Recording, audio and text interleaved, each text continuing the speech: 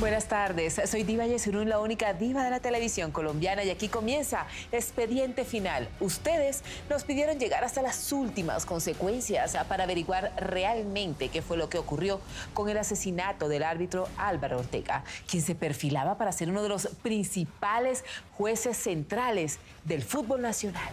Fueron uno de los mejores árbitros que había aquí en el departamento de Bolívar. Su vivir el arbitraje y siempre soñando que este año sí me van a nombrar ya como profesional. En el año 89, en una carrera vertiginosa dentro del arbitraje, alcanza a pitar 13 partidos.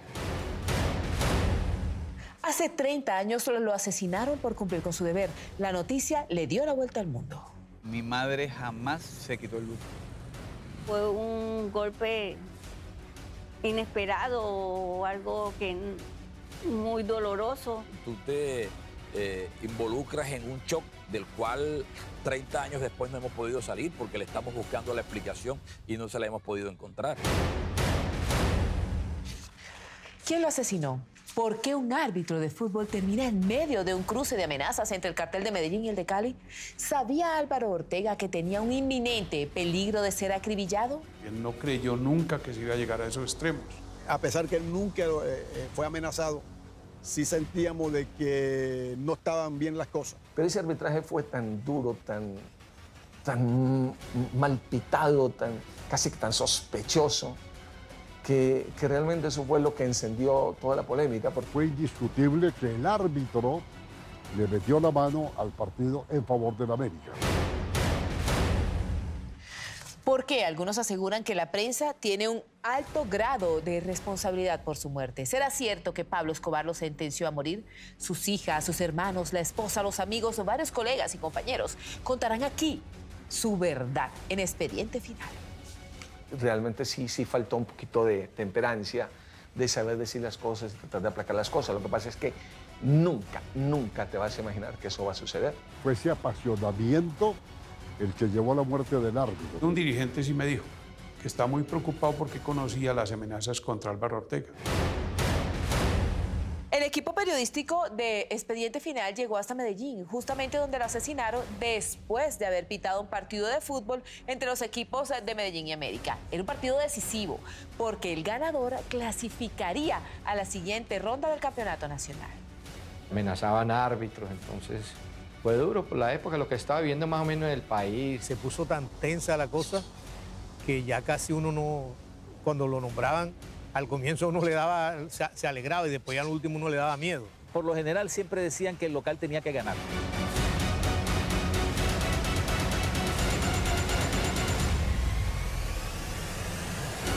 A él le recomendaron que no pitara el partido. Fue ese apasionamiento el que llevó a la muerte del árbitro. Mi madre jamás se quitó el luto. Álvaro Ortega Madero era un cartagenero de pura cepa, obsesionado con el fútbol. Fue árbitro durante 15 años. Los últimos 3 los ejerció a nivel profesional. Pertenecía a una familia numerosa. Era el mayor de 7 hijos.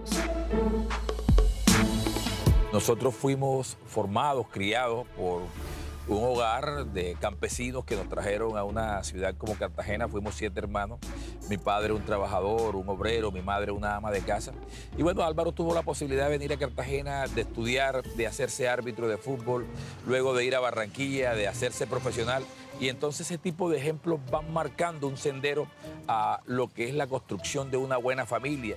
De ahí la vena del arbitraje dentro de la familia comenzó a abrirse camino y de los mejores, porque se puede decir que dentro de ese fueron uno de los mejores árbitros que había aquí en el departamento de Bolívar. Somos 7 hermanos de un papá asalariado con buen salario, trabajaba hoy todavía sigue considerado una de las mejores empresas de Cartagena. Era un trabajador incansable. Su talento como árbitro era valorado a nivel nacional. Estudió economía en la Universidad Simón Bolívar de Barranquilla. Fue tesorero del Colegio de Árbitros del Atlántico. Estudiaba inglés y de manera paralela tenía un negocio de ropa con su esposa Betty.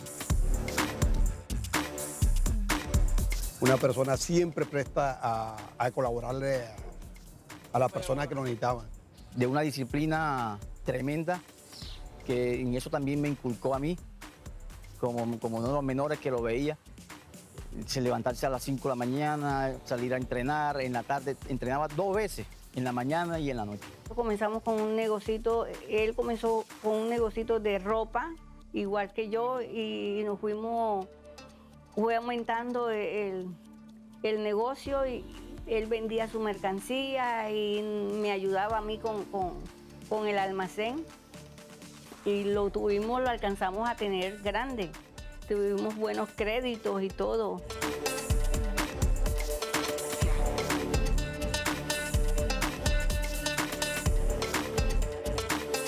Fue muy buen padre, muy responsable, cariñoso con sus hijas y como, o sea, el menester de que a veces en esa época de pronto no todos los padres de coger y cargarla y de bañarla. Él se ponía a coger a Mónica y era peinarla y peinarla, eso le encantaba a él. Mónica tenía 5, Lorena tenía 3 y él apenas que llegaba a sus hijas.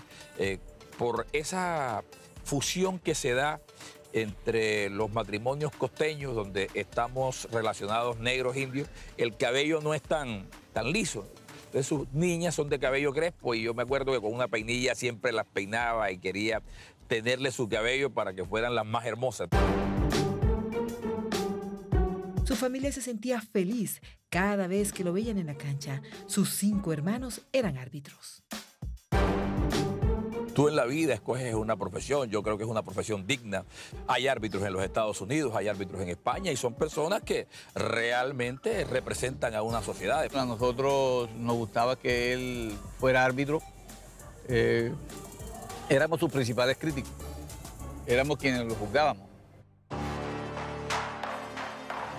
Debutó en el fútbol siendo árbitro de partidos de aficionados. Sus cualidades lo hicieron destacarse rápidamente y es ahí cuando logra ingresar al grupo de los jueces más relevantes de Colombia. Ya en su madurez dentro del arbitraje, estaba en esa época en 26 años. Ya él venía de los torneos juveniles de la Difútbol como una de las promesas y revelación del arbitraje de Colombia. Era su vivir el arbitraje y siempre soñando que este año sí me van a nombrar ya como profesional, ya este año y así, y se entrenaba mucho y era muy recto en sus cosas. En 1986, su nombre comienza a escucharse con gran fuerza en el fútbol profesional. Era un año difícil para el país. En ese entonces, Colombia estaba azotada por una descomunal ola de violencia. Es el peor año en la historia de Colombia. Ese año pasó de todo, pero cuando le digo de todo es de todo. La institucionalidad colombiana totalmente enfrentada y corroída por el narcotráfico. En esa época era muy peligroso salir a la calle, porque en cualquier momento explotaba una bomba, en cualquier lugar.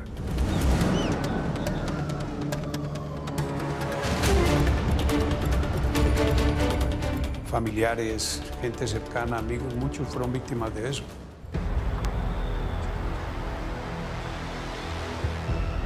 El país atravesaba por uno de sus periodos más violentos. Las organizaciones criminales al servicio de los narcotraficantes tenían sembrado el terror en Colombia. Para ese entonces, los homicidios eran una de las principales causas de muerte en el país. Entre 1986 y 1995 fueron asesinadas cerca de 24.000 personas. Los tentáculos del narcotráfico se extendieron hasta el fútbol profesional colombiano. Se decía que los principales equipos eran patrocinados por los líderes de los carteles más poderosos del territorio nacional. El fútbol hacía parte de los juguetes de los narcos. Tenía un doble propósito. Uno era como un tema de honor, porque el fútbol era un tema regional. Entonces, los narcotraficantes de Antioquia apoyaban a los equipos de Antioquia. Y hemos vinculado a los equipos Atlético Nacional y Deportivo Independiente de Medellín a esta noble campaña. Los narcotraficantes del centro del país, como Rodríguez Gacha, apoyaban a Millonarios. Llevé a Millonarios Santa Fe a jugar a Pacho. Los de Cali no solamente apoyaban, sino eran dueños de uno de los equipos. Y así pasaba en toda Colombia. Referente a mí, soy una persona más en el América que lucha para que la institución esté en los primeros lugares. La época de los 80 y 90 fue muy manejada en Colombia por el narcotráfico. Muchos equipos eran dueños de las instituciones y pues aquí en Colombia se sabía. Fue época violenta, de bombas y le tocaba a uno muchas veces convivir con ellos porque eran los dueños, la mayoría de los equipos en Colombia. El fútbol era una bomba de tiempo. Por un lado, era el desahogo de la sociedad ante el conflicto armado y por el otro, era el máximo trofeo de los narcotraficantes. Apostaban quién hacía el primer tiro de esquina, quién cobraba la primera falta y ni qué decir el primer gol y ni qué decir quién ganaba el partido. Pero es que el problema es que eran apuestas de 10 millones de dólares, 15 millones de dólares. O sea, un tiro de esquina costaba 5 millones de dólares. En esa época, cuando los directivos o sus patrocinadores, o llamémoslos mecenas, viajaban con maletines llenos de dólares a contratar jugadores a la Argentina. Era impresionante ver quiénes conformaban la nómina de los equipos y cuánto dinero ganaban por formar parte del fútbol profesional de Colombia. Millonarios, que en su momento llegó a ser propiedad de Gonzalo Rodríguez Gacha, los jugadores, el hijo de Gacha, bajaba al camerino antes de un partido crucial y repartía de a $5.000, decía, para incentivar a los muchachos. O de pronto hacía una pelota viva con cauchos y dólares, billetes de $100. Y decía, el que haga más 21 se queda con el fajo. Salir a la calle o a una discoteca era peligroso. Los sicarios de los narcotraficantes tenían sembrado el miedo en la sociedad. Los aficionados se sentían en un país distinto cuando pisaban un estadio. Y creo que ese tipo de terrorismo nunca afectó al fútbol, nunca tocó el fútbol. El fútbol en los estadios fue intocable para ellos. Ellos nunca atacaron o atormentaron a las personas que se vinculaban afectiva o pasionalmente en el fútbol, con el fútbol directamente desde las tribunas. En ese momento los equipos contaban con figuras de la talla de Freddy Rincón, Leonel Álvarez, el Pibe Valderrama, Ricardo Gareca, Julio César Falcioni, Juan Manuel Bataglia, René Higuita. ¿Cómo es posible que un equipo colombiano tuviera al jugador que hace el primer gol de la final del Mundial del 86, que era el Tata Brown, recientemente fallecido? ¿Cómo era posible que el América de Cali llegara a tener el mejor equipo de América y cuidado que era uno de los mejores equipos del mundo? El América de Cali tenía no menos en su alineación de 9 o 10 jugadores que todos eran selección en su país. Y todos eran jugadores de primera línea. Y bueno, como te voy a retirar, creo que América tiene los mejores punteros. Es más o menos lo que está pasando en México con la Liga del Fútbol Mexicano, que los grandes carteles de la mafia lavan plata a través de los equipos y toman a los equipos como sus juguetes y a los jugadores como sus mascotas. Precisamente en ese entorno fue que Álvaro Ortega Madero debutó como árbitro profesional. Trabajar en ese ambiente no era un asunto fácil en aquel entonces. En el año 87 ya comienza a hacer sus primeras líneas en el fútbol profesional. En el año 88 ya lo nombran y ya hacen por sorteo y pita 1 o 2 partidos. Y en el año 89, en una carrera vertiginosa dentro del arbitraje, alcanza a pitar 13 partidos, donde tuvo unas excelentes calificaciones, 13 partidos como juez central.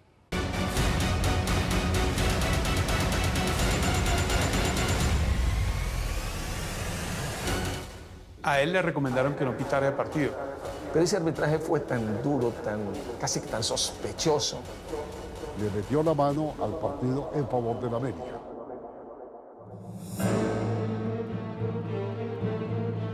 Expediente Final está contando a Colombia cómo fueron los últimos días de vida del recordado árbitro Álvaro Ortega Madero.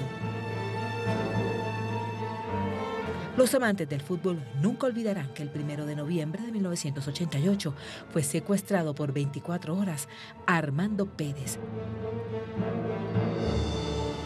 Y luego lo liberaron con un comunicado diciendo que el árbitro que pitara mal lo borraban.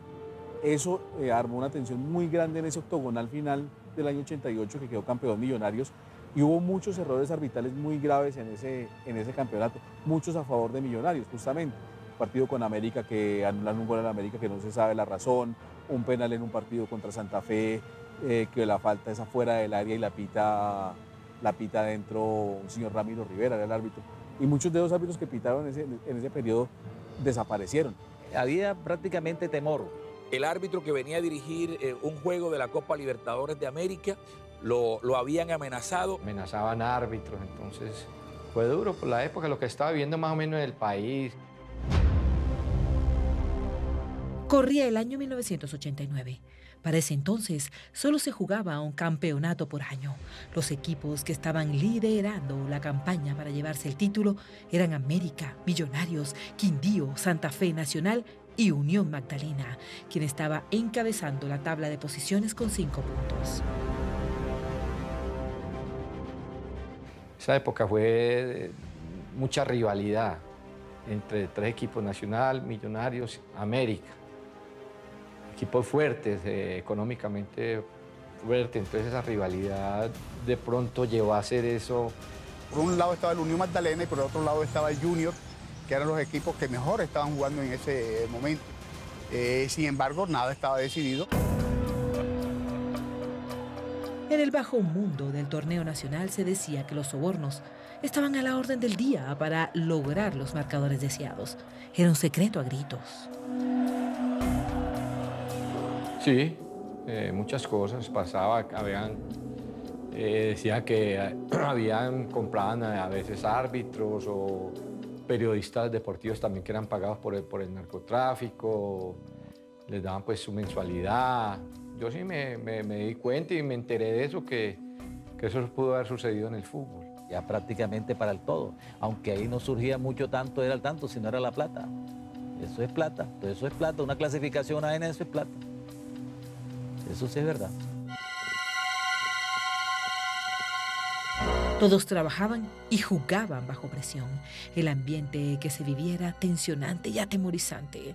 Pero sin embargo, muchos bailaban la danza de los millones. Se puso tan tensa la cosa que ya casi uno no, cuando lo nombraban, al comienzo uno le daba, se alegraba y después ya al último uno le daba miedo. Ya uno casi que no quería salir, esa era la verdad. Se puso muy peligroso.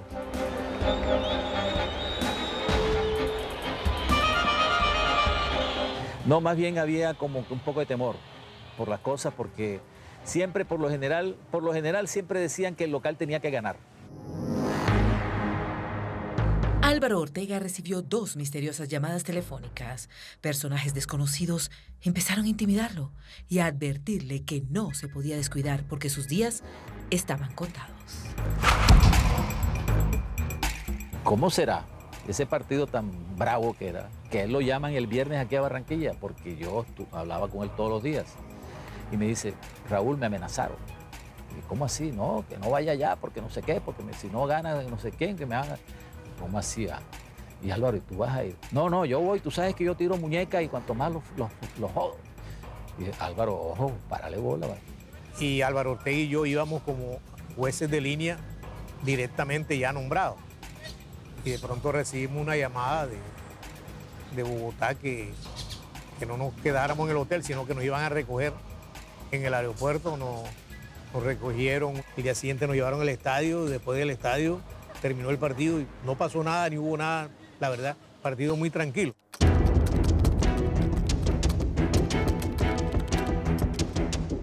Precisamente ese día se jugaba un clásico. Los equipos Medellín y América se enfrentarían en el estadio Pascual Guerrero de Cali. Allí anuló el gol de Carlos Castro y fue blanco de fuertes críticas por parte de la prensa. Dicen que por tema de apostadores, ese gol fue el que prácticamente le terminó costando la sentencia de muerte al Barranquilla. El partido quedó 3-2 y ganó América. Todavía no hay nada ganado, pero dimos un paso importante. Allá va a ser mucho más difícil. Y bueno, América, como en otras oportunidades, esta vez tuvo la oportunidad de ganar y tratar de sí, asegurar el 50%. ¿Qué fue el partido detonante? O sea, es que yo siempre he dicho que uno puede fallar como ser humano, que además nos recuerda que somos humanos. Pero ese arbitraje fue tan duro, tan mal pitado, casi tan sospechoso, que realmente eso fue lo que encendió toda la polémica, porque no cabía en la mente que un árbitro le diera tan duro a un equipo cada 5 segundos, o sea, pite y pite y pite. Entonces yo creo que eso fue un detonante muy grande. Y enseguida lo mandan para acá con juez de línea, que también falta de prudencia. Se jugó un partido en Cali, América Medellín, donde fue indiscutible que el árbitro le metió la mano al partido en favor del América. El América tenía su cartel, Medellín tenía el suyo, otros equipos colombianos también. En esa época no es como ahora que se ve todos los videos y pasan y repasan las... No, antes no. Antes uno lo veía era en la repetición de un noticiero. Entonces, como a los 2 o 3 días todavía pasaban la jugada. Entonces uno la vio y como árbitro, pues todos estuvimos de acuerdo que la jugada fue bien anulada. Eso allá adentro, que cualquiera cree que estar adentro es... No. Las cosas adentro son decisiones en fracciones de segundo. Eso no es que uno tiene que pensar la jugada 2 veces. De manera silenciosa, oscuros personajes se llenaron de ira ante su decisión y fue justo allí cuando decidieron que sus días estaban contados. Solo era cuestión de que volviera a la luz pública para acabar con su existir. A mí un dirigente sí me dijo que está muy preocupado porque conocía las amenazas contra Álvaro Ortega y que lo ideal era que él desapareciera un tiempo del arbitraje, bajara perfil, que llaman ahora. Hay que silenciar la gente y bajar perfil. Pero él tenía la conciencia tranquila y por eso seguía pitando y él no creyó nunca que se iba a llegar a esos extremos. Muchos de nosotros tampoco creíamos que van a matar a un árbitro, decían, y lo mataron. Los árbitros esperaron a que el público saliera y luego, fuertemente escoltados, se dirigieron hacia el hotel y después cada uno retornó a sus respectivas ciudades sin novedad alguna. En esa época se salía mucho en tanqueta y eso que era con mallas y era protegido, ahora que los estadios ya son sin malla. Muchas veces nos tocó esperar 3 horas para poder salir del estadio.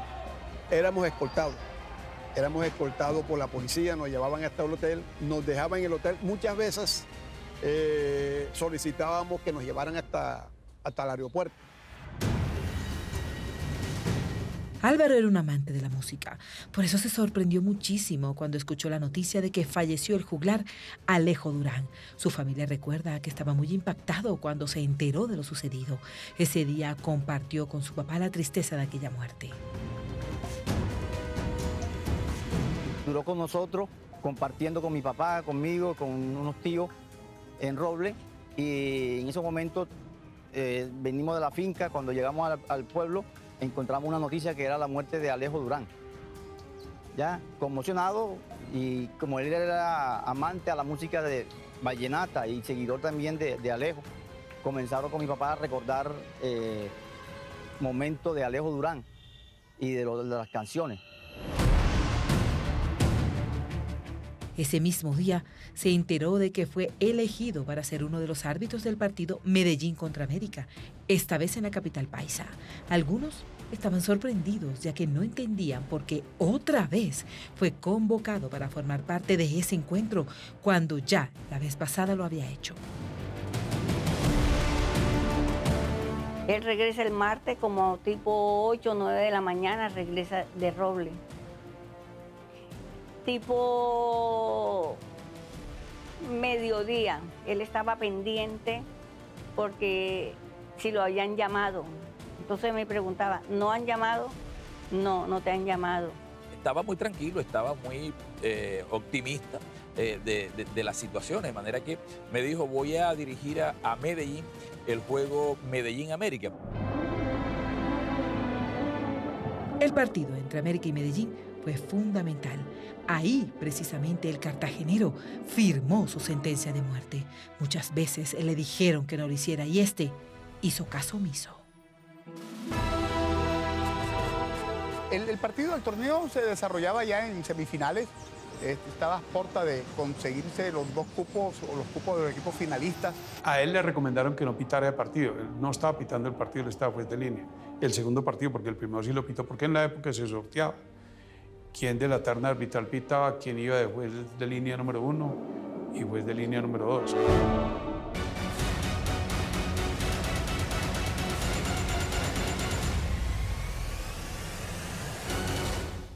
Fue ese apasionamiento el que llevó a la muerte del árbitro. Mi madre jamás se quitó el gusto. Para mí fue un golpe inesperado. No todo lo investigado ha sido revelado. El expediente final le está contando a Colombia cómo fueron los últimos instantes de vida del recordado árbitro del fútbol nacional Álvaro Ortega Madero. Corría el día miércoles 15 de noviembre. Luego de compartir con su padre, se dispuso a viajar a la capital de Antioquia para formar parte del equipo de árbitros del partido en el que se enfrentarían Medellín y América en el Atanasio Girardot. Por ahí como a la 1 lo llaman para notificarle que iba para Medellín. Él no se lo imaginaba porque él venía de pitar ese mismo partido. Y ahí duró con nosotros, compartiendo con mi papá, conmigo, con unos tíos en Roble. Varios miembros de su familia estaban inquietos porque, a pesar de que sabían que era un gran profesional, había algo en el ambiente que lo hacía ver turbio. A pesar que él nunca fue amenazado, sí sentíamos de que no estaban bien las cosas.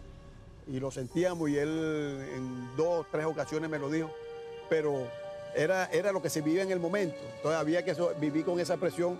El deseo de Álvaro era demostrar en ese nombramiento que él era el mejor árbitro de Colombia, entonces no llevaba ninguna clase de prevención. Seguramente existían los cuestionamientos propios que todavía se dan.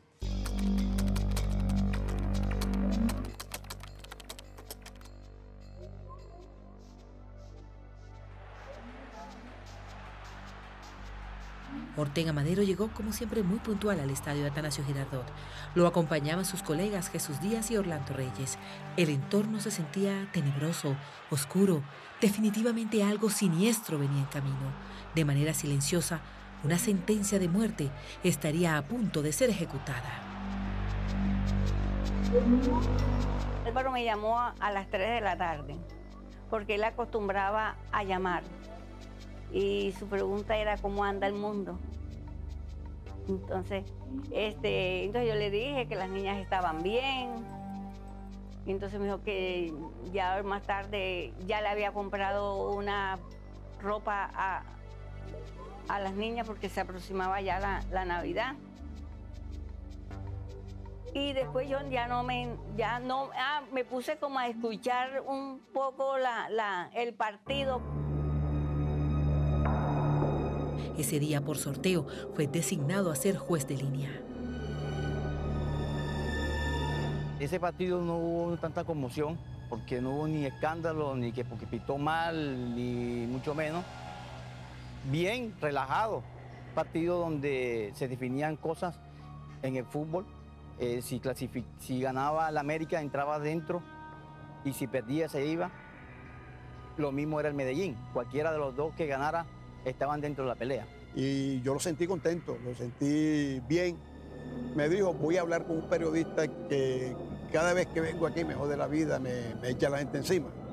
Un periodista importante de Medellín. O sea, yo empezaba los cánticos, la gente se seguía. Al comienzo empezaron a cantar 500 personas y la gente se reía. Pero después ya fueron todos en el estadio todo árbitro, como seres humanos, sentimos miedo, más no somos cobardes. Nos siente uno miedo como cualquier ser humano. Y siempre daba cosa llegar a Medellín, más que todo por eso, por esa presión que había. El partido comenzó y todo transcurrió en calma. El marcador quedó 0-0 y con ese empate el equipo Medellín quedó eliminado y América de Cali pasó a la siguiente ronda. Sí, fue triste. La gente quedó triste, aburrida, cuando los equipos en realidad no eliminan, no pasan a otra fase. Siempre hay la gente sale golpeada, anímicamente sale mal, bravos con la gente, con los mismos jugadores, con el mismo técnico. Una vez culminó el partido, los árbitros fueron fuertemente escoltados para evitar que los aficionados atentaran contra ellos. En Medellín había una desazón enorme porque su equipo del alma fue eliminado. Era evidente la molestia de los hinchas. La prensa no escatimó dando fuertes señalamientos hacia los jugadores, los directivos y los árbitros a la hora de analizar el partido. Uno llegaba a Medellín o a cualquier ciudad y la gente ya estaba incendiada, porque la gente entraba pero muy temprano a los estadios. Uno llegaba tipo 2 de la tarde al estadio para pitar a las 3:30 y ya encontraba el ambiente porque la gente hablaba, el periodista decía, no, que ese árbitro, acuérdense. Entonces decía, no, acuérdense que hace 2 meses le pitó en no sé qué parte y entonces mire que anuló tal cosa, hizo esto. Entonces eso, la gente comenzaba a recordar todo eso.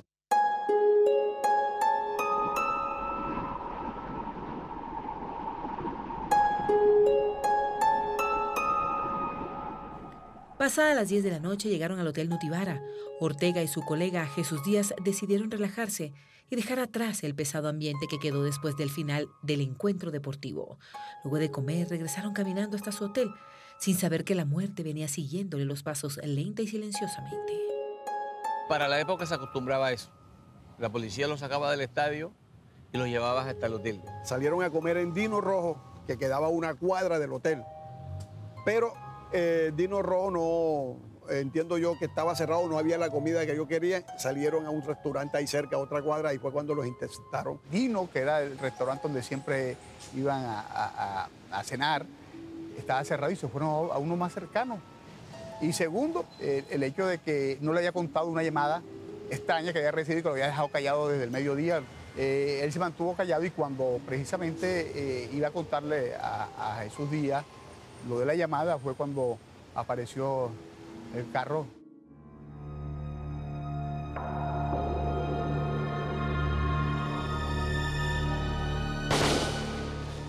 Álvaro Ortega fue impactado en 10 ocasiones. Sin embargo, seguía con vida, luchando contra la muerte con gran valentía. Los dolores eran desgarradores, pero él no se dejaba vencer. Jesús Díaz salió ileso, sin un rasguño.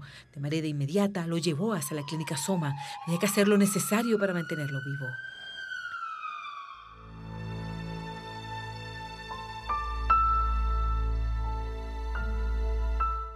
Poco a poco la noticia de la muerte de Álvaro Ortega se fue conociendo en el territorio nacional. Ortega fue escoltado hasta el hotel. Ni los árbitros de fútbol se salvan. Asesinado árbitro luego del partido en Medellín.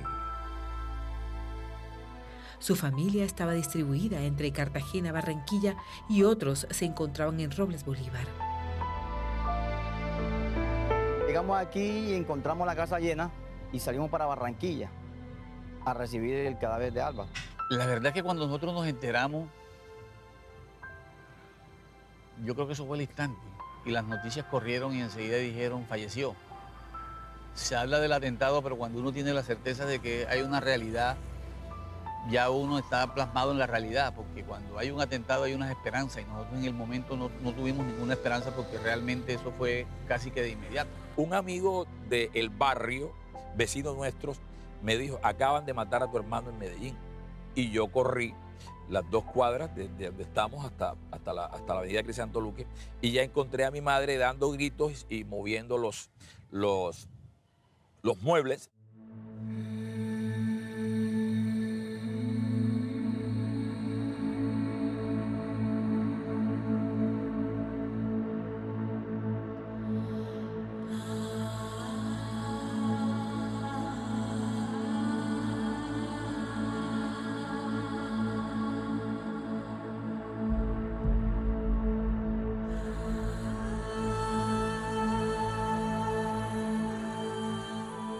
A nivel de familia ha sido muy traumático, demasiado traumático. Mi madre jamás se quitó el luto. Siempre estuvo presente en mi casa, o está presente. Al punto que mi madre cuando servía la comida decía, el negro, Rey, Egelito, Álvaro, y ahí se quedaba.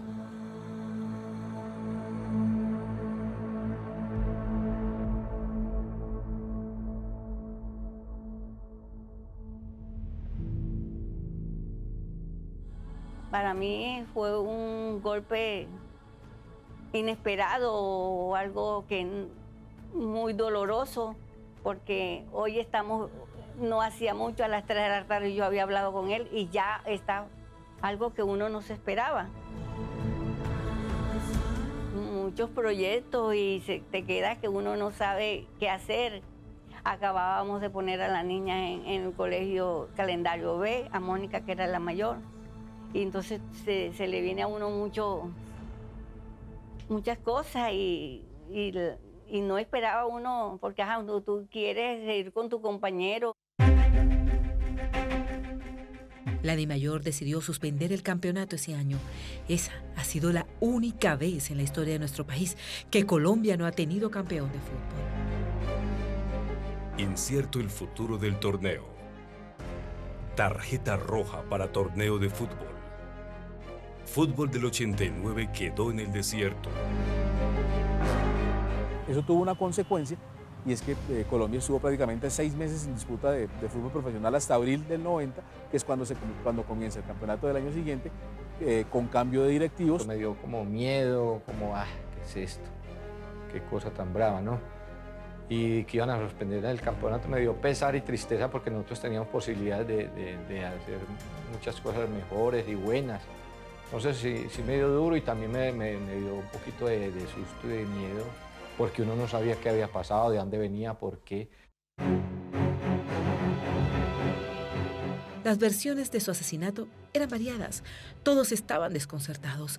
Algunos aseguraron que fue por culpa de unos apostadores, otros que se trataba de hinchas furiosos por el resultado, y la mayoría coincidía en que esa muerte era la factura que el temido Pablo Escobar decidió cobrarle al árbitro. Hay muchas versiones de la parte judicial sobre los responsables, sobre el gatillero, sobre quien dio la orden. Hay muchas versiones, pero no hay nada que las autoridades hayan establecido que ocurrió. Cuando pasan esas cosas, todos tenemos que reflexionar sobre cómo decimos las cosas, con cuánta pasión decimos las cosas y cómo la gente puede recibir lo que comentamos.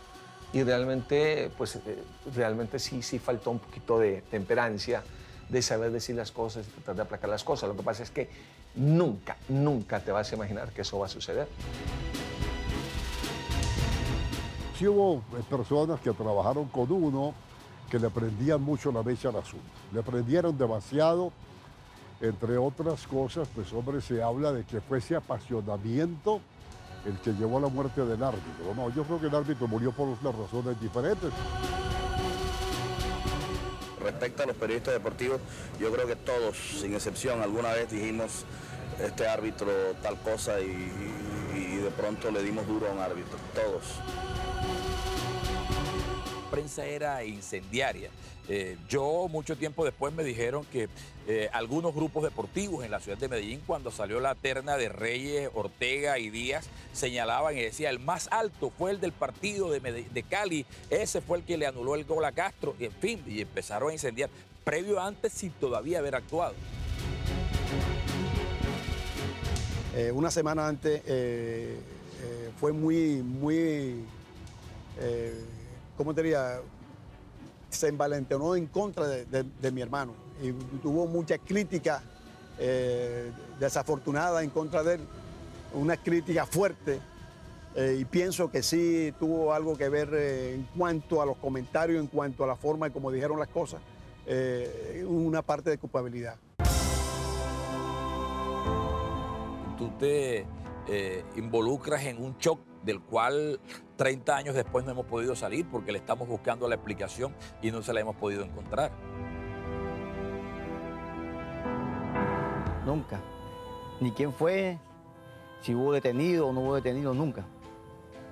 Aquí, como en esa época, todo era comprado y todo lo manejaba la mafia.